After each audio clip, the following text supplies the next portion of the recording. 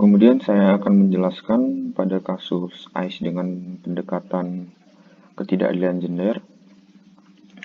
Yang ketiga itu ada lanjutan dari yang sebelumnya, yaitu subordinasi yang mengacu pada pengertian sebelumnya di kerangka teori. Jika melihat kasus ini, kami melihat adanya subordinasi di sana. Terlihat dari data yang kita dapat dari pengamat buruh Indonesia yang mengatakan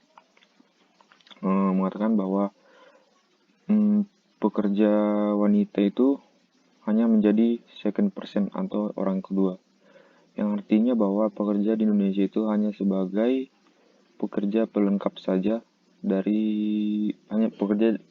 pekerja pelengkap dari pekerja utama, yaitu laki-laki.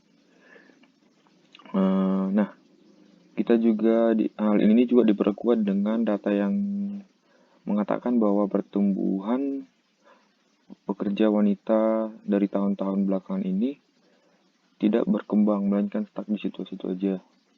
Hal ini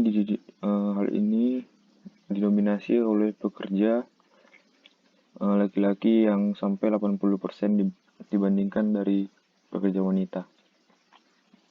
Kemudian pada poin keempat ada yang namanya stereotype.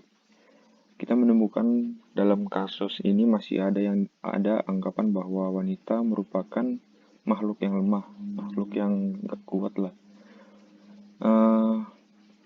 Mereka ada hanya untuk menjadi bawahan laki-laki dan juga dianggap tidak lebih produktif dari laki-laki. Sehingga dari data yang kita dapatkan berdasarkan kuesioner yang kita lempar atau kita berikan kepada teman-teman sebelumnya, kita menemukan bahwa hal ini kenapa bisa terjadi karena ada faktor kebiasaan adat istiadat Indonesia yang sudah lama berjalan sejak dahulu kala, yang mengharuskan laki-laki itu untuk bekerja dan wanita hanya sebagai bekerja di rumah saja, baik itu mencuci piring dan sebagainya. Kita juga menemukan banyak wanita yang hak-haknya diabaikan oleh banyak perusahaan.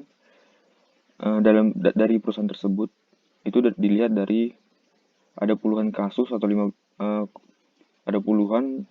sekitar 15-an kasus dengan 6 korban bayi yang meninggal pada perusahaan itu. Maka dari itu muncullah undang-undang yang mengatur ketenaga kerjaan wanita di Indonesia, yaitu Undang-Undang Republik Indonesia Nomor 3 Tahun 2003 tentang ketenaga kerjaan tentang ketenaga kerjaan.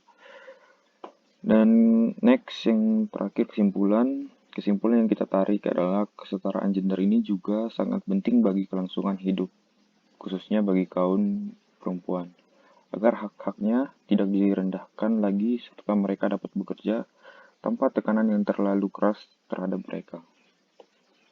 Terima kasih.